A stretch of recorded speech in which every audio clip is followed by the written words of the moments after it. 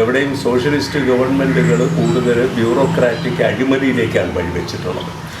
അപ്പോൾ ഇഷ്ടമുള്ളവർക്ക് നല്ല കൂടിയ ജോബ് കാർഡ് കൊടുക്കുക, ഇഷ്ടമില്ലാത്തവർക്ക് കുറഞ്ഞ ജോബ് കാർഡ് കൊടുക്കുക എന്ന് പറയുന്ന ഒരു ഫേവറിറ്റിസം ഇതിനകത്ത് സംഭവിക്കാനുള്ള സാധ്യത വളരെ കൂടുതലാണ്. ഞാൻ പറഞ്ഞു വരുന്നത് കാര്യക്ഷമതയുടെ കാര്യത്തിൽ സോഷ്യലിസ്റ്റ് ഗവൺമെൻറ്റുകൾ നമ്മുടെ അനുഭവം കാണിക്കുന്നത് പുറകിലാണെന്നാണ്.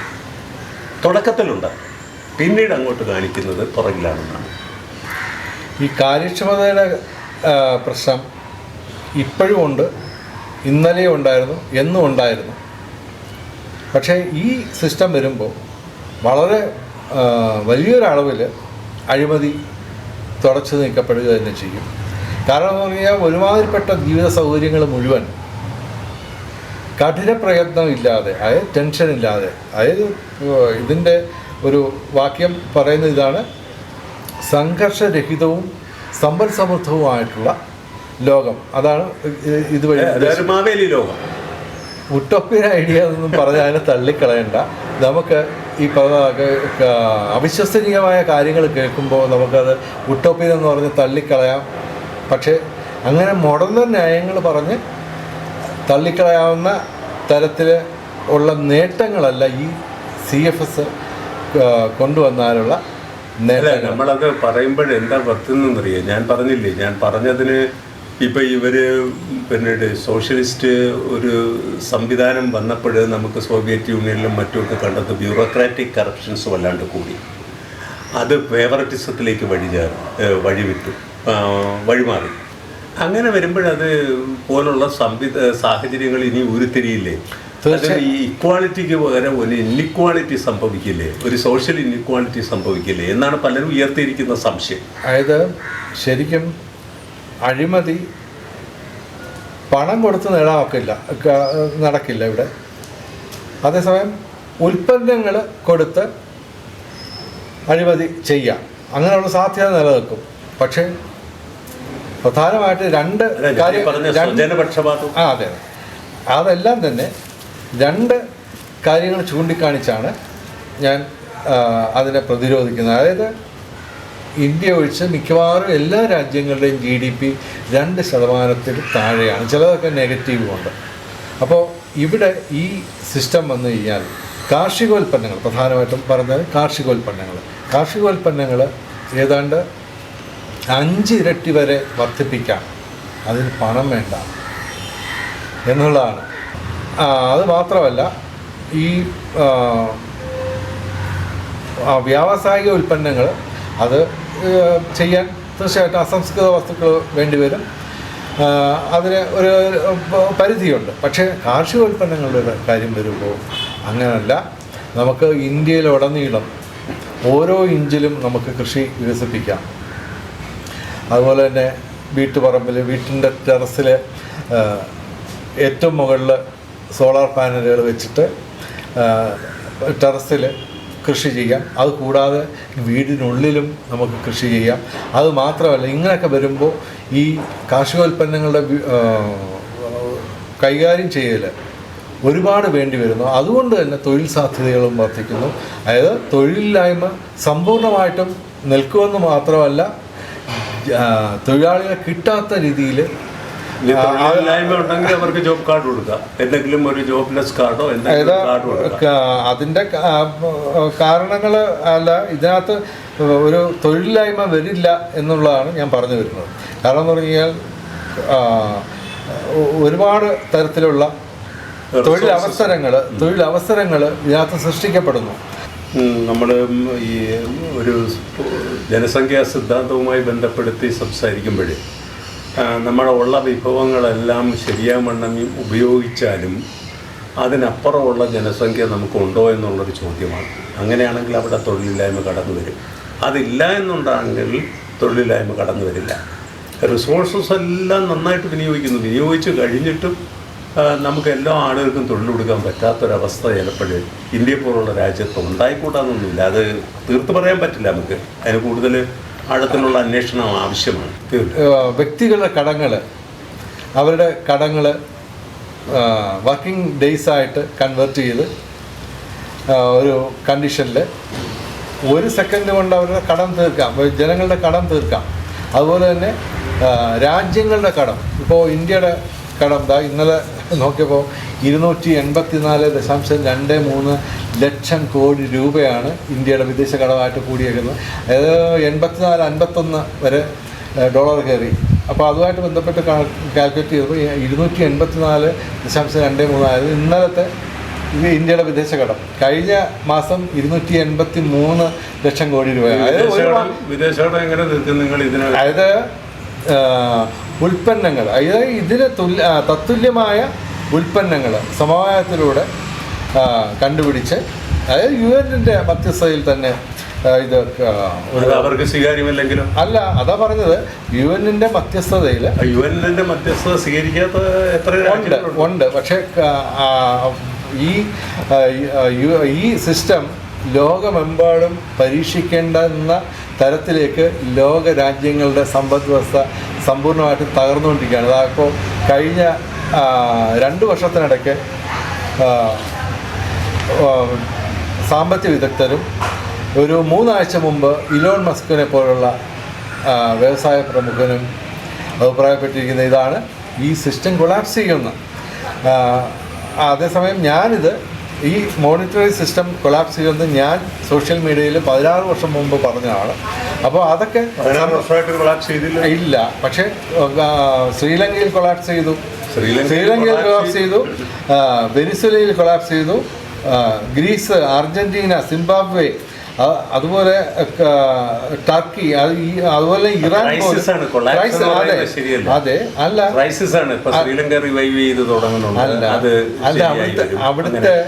അവിടുത്തെ അധികാരികളെല്ലാം നാട് വിട്ടോടിപ്പോയി. അത് എന്നിട്ടും ആ സിസ്റ്റം കൊളാപ്സ് ചെയ്തില്ലെന്ന് പറയുന്നത് അർത്ഥമില്ല. പറയാൻ പറ്റുമോ?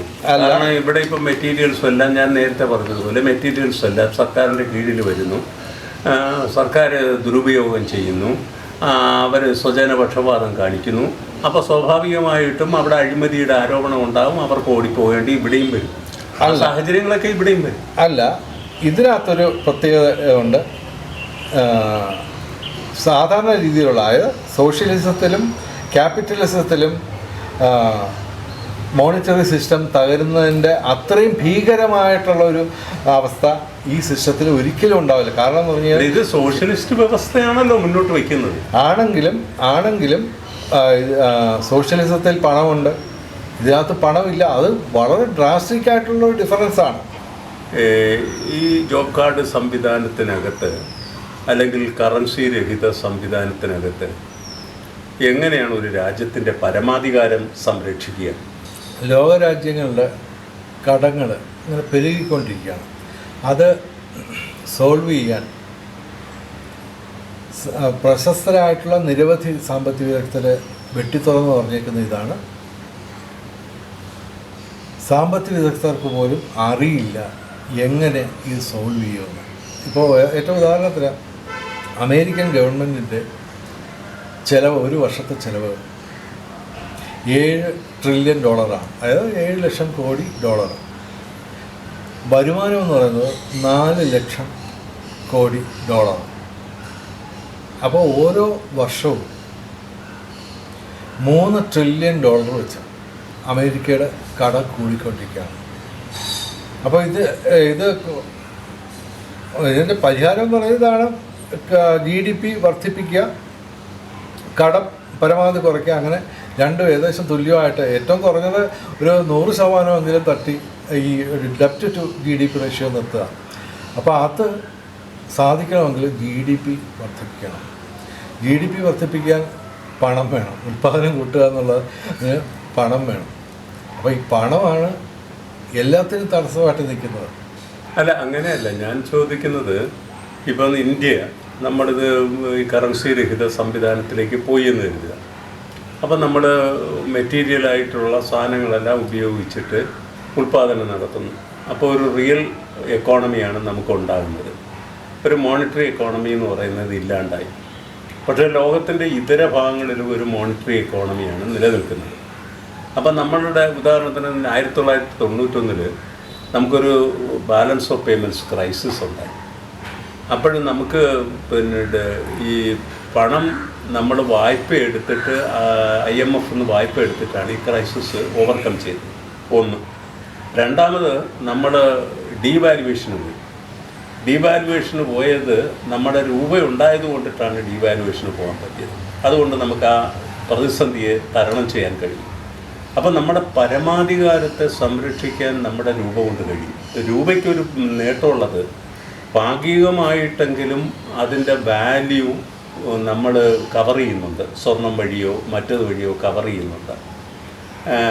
ഈ കറൻസി, പേപ്പർ കറൻസിയിൽ അത് ചെയ്യുന്നുണ്ട്. അപ്പോൾ ഇവിടെ നമ്മൾ ഒരു റിയൽ എക്കോണമിയിൽ നമുക്ക് വേണമെങ്കിൽ പറയാം 100% നമ്മൾ മെറ്റീരിയൽ ഇതുകൊണ്ട് തന്നെ അല്ലെങ്കിൽ ഉൽപ്പാദനം കൊണ്ട് തന്നെ ഇത് കവർ ചെയ്യുന്നു എന്ന് നമുക്ക് വേണമെങ്കിൽ പറയാം.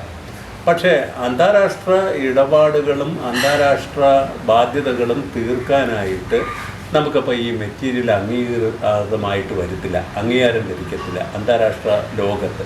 അപ്പോൾ ആ പരമാധികാരം നമുക്ക് സംരക്ഷിക്കപ്പെടാൻ കഴിയാതെ വരും. അതെങ്ങനെ നമുക്ക് പരിഹരിക്കാൻ കഴിയും? അതായത് ഇന്ത്യയിൽ ഇപ്പോൾ ഈ സിസ്റ്റം വരുന്നു. അപ്പോൾ ഇന്ത്യയിൽ മാത്രമായിട്ട് രൂപ ഇല്ലാതാവുന്നു. രൂപയുടെ ക്രയവിക്രയം ഇല്ലാതെയാക്കുന്നു. അതേസമയം നമുക്ക് ഷെയർ മാർക്കറ്റ്, അതുപോലെ തന്നെ കയറ്റുമതി, ഇതിലെല്ലാം രൂപ വീണ്ടും കടന്നു വരും. അതായത് ഇന്ത്യയിൽ മാത്രമായിട്ട് ഇത് നടപ്പിലാക്കുമ്പോൾ ബാക്കിയുള്ള രാജ്യങ്ങളിലെല്ലാം കറൻസി ഉണ്ട്. ഇന്ത്യയിൽ മറ്റ് രാജ്യങ്ങളുമായിട്ട് വ്യാപാര ബന്ധങ്ങൾ നടത്താൻ വേണ്ടി രൂപ നിലനിർത്തിക്കൊണ്ട് തന്നെ നമുക്കത് മുന്നോട്ട് കൊണ്ടുപോകാം. അപ്പോൾ ഒരു ഭാഗിക കറൻസി രഹിത വ്യവസ്ഥയാകുന്നുള്ളൂ. അതെ, കാരണം എന്ന് പറഞ്ഞു കഴിഞ്ഞാൽ ഇന്ത്യയിൽ മാത്രമായിട്ട് ഇത് ഈ CFS നടപ്പിലാക്കുമ്പോൾ, ഇന്ത്യയിൽ മാത്രമായിട്ട് നടപ്പിലാക്കുമ്പോൾ ഈ സിസ്റ്റം തന്നെ നമുക്ക് വെളി രാജ്യങ്ങളുമായിട്ടുള്ള ബന്ധങ്ങളിൽ നിലനിർത്തേണ്ടി വരും. അപ്പോൾ അതൊരാൾ ചോദിക്കുകയും ചെയ്തിരുന്നു, ഈ സ്റ്റോക്ക് മാർക്കറ്റിലെ പ്രശ്നങ്ങൾ എങ്ങനെ നമ്മൾ പരിഹരിക്കപ്പെടും എന്നുള്ള ഒരു ചോദ്യം. ഷെയർ മാർക്കറ്റിൽ അപ്പോൾ നമ്മുടെ ഒറിജിനൽ നമ്മൾ പറഞ്ഞിരുന്നത് ഒരു അന്താരാഷ്ട്ര കറൻസി അല്ലെങ്കിൽ ഈ അമേരിക്കൻ ഡോളറിനെ നമ്മൾ അംഗീകരിച്ചുകൊണ്ട് അതിൽ സ്റ്റോക്ക് മാർക്കറ്റിൽ വ്യാപാരം നടത്താമെന്നാണ് നമ്മൾ പറഞ്ഞത്. ഇപ്പോൾ ജീസസ് കുറച്ചുകൂടി ഇപ്പോൾ എനിക്ക് തോന്നുന്നത് അത് നല്ലതാണ്, ഒന്ന് മാറി ചിന്തിക്കുന്നുണ്ട്. കാരണം നമുക്ക് ഭാഗികമായിട്ട് രൂപയെ അംഗീകരിക്കേണ്ടി വരുമെന്നുള്ള ഒരു സംഭവം അത് ഇന്ത്യയിൽ മാത്രം നടപ്പിലാക്കുമ്പോഴാണ്. ഇന്ത്യയിൽ മാത്രം നടപ്പിലാക്കുമ്പോൾ ഓഹരി വിപണി നിലനിർത്തുക. അത് ഡോളറിൽ ഓഹരി ഇടപാടുകൾ നടത്താൻ പ്രയാസമുണ്ടെങ്കിൽ രൂപ തന്നെ നിലനിർത്തിക്കൊണ്ട് തന്നെ വെളി രാജ്യങ്ങൾ, അതായത് ഇപ്പോൾ ഇന്ത്യയിലെ ഷെയർ മാർക്കറ്റിലെ ജനങ്ങളുടെ നിക്ഷേപം അത് ഗവൺമെൻറ് ഏറ്റെടുക്കുന്നു. അതിന് പകരം അവർക്ക് ഒന്നുകിൽ ജോബ് കാർഡ് കൊടുക്കുന്നു, അതല്ലെങ്കിൽ അതായത് വിദേശ വ്യാപാര ബന്ധങ്ങളും വിദേശ ബന്ധങ്ങളും വരുന്ന മേഖലകളിൽ രൂപയെ പരിമിതപ്പെടുത്തിക്കൊണ്ട് മറ്റെല്ലായിടത്തും ജോബ് കാർഡ് പ്രചാരത്തിൽ കൊണ്ടുവരിക. അങ്ങനെയാണ് അതിനൊരു മാറ്റം. അതായത് ഇന്ത്യയിൽ ഷെയർ മാർക്കറ്റിലെ ഉടമസ്ഥാവകാശം ഗവൺമെൻറ് ഏറ്റെടുക്കുമെങ്കിലും അവർക്ക് പകരം ഷെയർ ട്രേഡ് ചെയ്യുന്നവർക്ക് പക്ഷേ ജോലി നഷ്ടപ്പെടുന്നില്ല. കാരണം ഇന്ത്യയിലെ ഗവൺമെൻറ് മറ്റ് രാജ്യങ്ങളുമായിട്ട് അല്ലെങ്കിൽ വിദേശ നിക്ഷേപകരുമായിട്ട് ഓഹരി ഇടപാട് നടത്തുമ്പോൾ ഈ ഷെയർ മാർക്കറ്റിൽ സജീവമായിട്ട് നിൽക്കുന്ന എല്ലാ ആൾക്കാരെയും ഈ ഷെയർ മാർക്കറ്റിലെ വിദേശ നിക്ഷേപകരുമായിട്ടുള്ള ഇടപാട് നടത്താൻ വേണ്ടി ഉപയോഗിച്ചുകൊണ്ട് അവർക്ക് ജോബ് കാർഡ് കൊടുക്കുകയും അതുപോലെ തന്നെ അവരുടെ നിക്ഷേപം ഒരു പ്രത്യേക എമൗണ്ടിൽ മേലിലാണെങ്കിൽ അവർക്ക് പ്രത്യേകം ജോബ് കാർഡ് കൊടുക്കുകയോ അല്ലെങ്കിൽ ഏതെങ്കിലും തരത്തിലുള്ള അത് തന്നെ പല ഓപ്ഷൻസ് നമ്മുടെ ജോബ് കാർഡിനെ അംഗീകരിക്കില്ല. അല്ല, ഇതിപ്പോൾ ഇത് ചെയ്യാൻ UN-ന്റെ മധ്യസ്ഥതയിൽ 2 രാജ്യങ്ങൾ, അതിപ്പോൾ ഉദാഹരണത്തിന് അത് പാടിപ്പോയാലോ അല്ല, അത് നമുക്ക് നടപ്പിലാക്കി എടുക്കേണ്ടി വരും. അതായത് കാരണം എന്ന് പറഞ്ഞാൽ നമ്മുടെ ലക്ഷ്യം എന്ന് പറയുന്നത് വേറൊന്നുമല്ല, പ്രധാനമായിട്ടും 5000 കൊല്ലമായിട്ട്, അതായത് നൂറ്റാണ്ടുകളായിട്ട് അർത്ഥപട്ടിണിയിലും മുഴുപട്ടിണിയിലും ജീവിക്കുന്ന 160 കോടി കുടുംബങ്ങൾ, അതായത് ഏകദേശം കണക്കാണ് പറയുന്നത് UN-ന്റെ അടിസ്ഥാനത്തിൽ. ഈ അർത്ഥപട്ടിണിയിലും മുഴുപട്ടിണിയിലും കിടക്കുന്ന ജനങ്ങളെ സമ്പൽ സമൃദ്ധിയിലേക്ക് കൊണ്ടുവരിക. അതാണ് പ്രധാന ഉദ്ദേശം. പിന്നെ 160 കോടി കുടുംബങ്ങൾക്ക് വീടില്ല, അവർക്ക് വീട് നൽകുക. അതൊക്കെ ഈ പറഞ്ഞതുപോലെ ലോകത്തെല്ലായിടത്തും ഇത് വന്നാൽ അല്ലാതെ തന്നെ ഇന്ത്യയിൽ മാത്രമായിട്ട് നടപ്പിലാക്കുമ്പോൾ സാറ് ചെയ്ത ആ വീഡിയോയിൽ പറഞ്ഞിരിക്കുന്ന നിരവധി കാര്യങ്ങളുണ്ട്. അതെല്ലാം ആ ഓപ്ഷൻസ്, ആ സജഷൻസ് ചെയ്തുകൊണ്ട് നമുക്ക് ഇത് നടപ്പിലാക്കാവുന്നതേ ഉള്ളൂ. അപ്പോൾ അത് നമ്മുടെ ഉദ്ദേശം എന്ന് പറയുന്നത് ഇതാണ്: പട്ടിണി മാറ്റുക, ദാരിദ്ര്യം മാറ്റുക, സമ്പൽ സമൃദ്ധി കൊണ്ടുവരിക. അപ്പോൾ ഇതിന് നമ്മുടെ ഇവിടെ നടന്ന ചർച്ചയിൽ പ്രധാനമായിട്ടും നമ്മൾ മനസ്സിലാക്കേണ്ട ഒരു കാര്യം എന്ന് പറയുന്നത്, ഒരു സോഷ്യലിസ്റ്റ് സമ്പദ് വ്യവസ്ഥ ഇത് പിന്നെ ആവശ്യമാണെന്ന് ചൂണ്ടിക്കാണിക്കുന്നു. സത്യത്തിൽ അങ്ങനെ വരുമ്പോഴതൊരു പ്രായോഗികമായിട്ടൊരു പ്രശ്നം തന്നെയാണ്. രാഷ്ട്രീയപരമായിട്ട് ഒരു രാഷ്ട്രീയ വ്യവസ്ഥ എന്ന രീതിയിൽ സോഷ്യലിസ്റ്റ് വ്യവസ്ഥ കൂടാതെ ഇത് നടപ്പിലാക്കാനായിട്ട് ഉള്ള ബുദ്ധിമുട്ടുണ്ട്. അപ്പോൾ ഇവിടെ തീർച്ചയായിട്ടും ചിന്തിക്കേണ്ടത് ഇതൊരു മുതലാളിത്ത വ്യവസ്ഥയിലും ഒരു മിശ്ര സമ്പദ് വ്യവസ്ഥയായ ഇന്ത്യയിലുമൊക്കെ, ഇന്ത്യയും കൂടുതലിന്നും മുതലാളിത്ത രാഷ്ട്രത്തിലേക്ക് നീങ്ങിക്കഴിഞ്ഞു. അപ്പോൾ ഇവിടെയൊക്കെ എങ്ങനെ ഇത് നടപ്പിലാക്കാൻ പറ്റുമെന്നുള്ള ഒരു ചിന്ത കൂടി ഇതിനകത്ത് ആവശ്യമാണ്. അതിനകത്തുള്ള മാറ്റങ്ങൾ കൂടി ഇതിനെ കൊണ്ടുവരണമെന്നുള്ളതാണ്. അത് ജീസസ് അതിനനുകൂലമായിട്ടാണ് പ്രതികരിച്ചിരിക്കുന്നത്. അപ്പോൾ അത്തരം മാറ്റങ്ങൾ വരുത്തി ജോബ് കാർഡിലായിരുന്നാലും ഇവിടെ ഇന്ന് നടന്ന ഡിസ്കഷൻ പരിപൂർണമല്ല എന്ന് ഞാൻ സമ്മതിക്കുന്നു. കാരണം ധാരാളം സംശയങ്ങൾ ധാരാളം ആളുകൾക്കുണ്ട്. എല്ലാ ചോദ്യങ്ങൾക്കുമുള്ള ഉത്തരം കണ്ടെത്താൻ ഒരു ചർച്ചയ്ക്കും കഴിയില്ല. പക്ഷേ കഴിയുന്നിടത്തോളം ചോദ്യങ്ങളെ അഡ്രസ്സ് ചെയ്യാൻ ഈ ചർച്ച ശ്രമിച്ചിട്ടുണ്ട്. അതിൻ്റെ അടിസ്ഥാനത്തിൽ ഈ അവതരിപ്പിക്കപ്പെട്ട കൺസെപ്റ്റിനെ വീണ്ടും റീവിസിറ്റ് ചെയ്തുകൊണ്ടിട്ട് ഇത് നിങ്ങളുടെ മുന്നിലേക്ക് അദ്ദേഹം വരുമെന്ന് ഉറപ്പ് തന്നിട്ടുണ്ട്. അതുകൊണ്ട് ഈ ചർച്ച ഇവിടെ അവസാനിക്കുന്നു. നന്ദി, നമസ്കാരം.